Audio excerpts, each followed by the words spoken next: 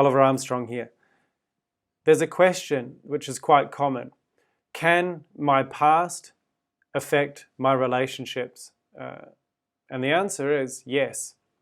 So when we are children, the environment in which we live hugely determines who we will be as an adult.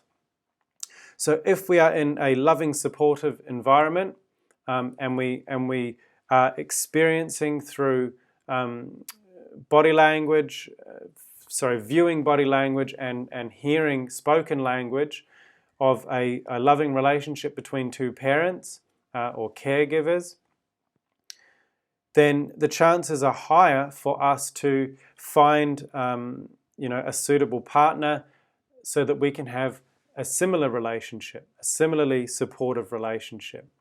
And conversely, if we are in an environment which is full of abuse, it's creating a lot of anxiety, stress, tension, there's a lot of arguing, alcohol-fueled rage, all that sort of thing. As a young child, it creates a lot of instability at the unconscious or subconscious level. So a lot of people's problems stem from childhood for these sort of reasons, and it does come into, a lot of the time, how supportive of an environment they grew up in.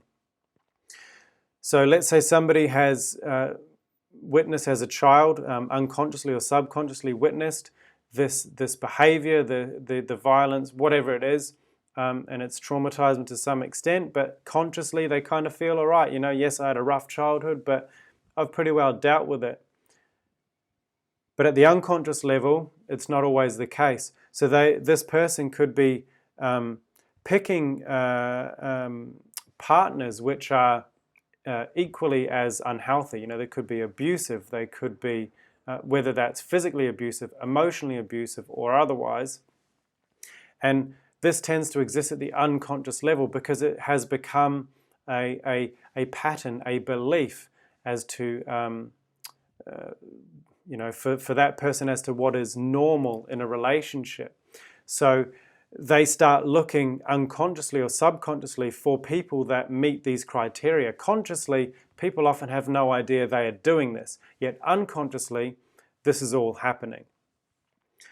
And the key way to stop falling into the trap of getting into bad relationships is to resolve a lot of the significantly traumatic events. And what I mean by that is when you think of a memory from your childhood, or if you don't even need to think about it, if it often pops into your head on its own, and it still gives you those horrible feelings that you felt and experienced when you were a child, then it has not been resolved or healed or removed unconsciously.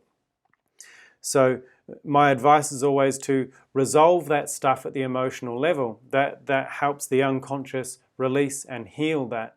Once that is done, then it does not have to keep that program running because the emotions are holding the program and keeping it running. So once you resolve the memories or the problems of the emotions at the unconscious or subconscious level, as I said, you are able to then move forward without this program running, and you get more conscious and unconscious alignment with regards to your beliefs, your self-worth, everything, and then you're able to pick people which are going to be in your best interest, which are going to love you and and treat you how you really deserve to be treated. So if you find this is you, that you keep picking these relationships and you don't consciously know why, perhaps exploring through an alternative therapy is a good idea for you to move forward. Conversational hypnotherapy, which is the main part of my approach, is a wonderful alternative therapy to help you do this. I hope this has helped.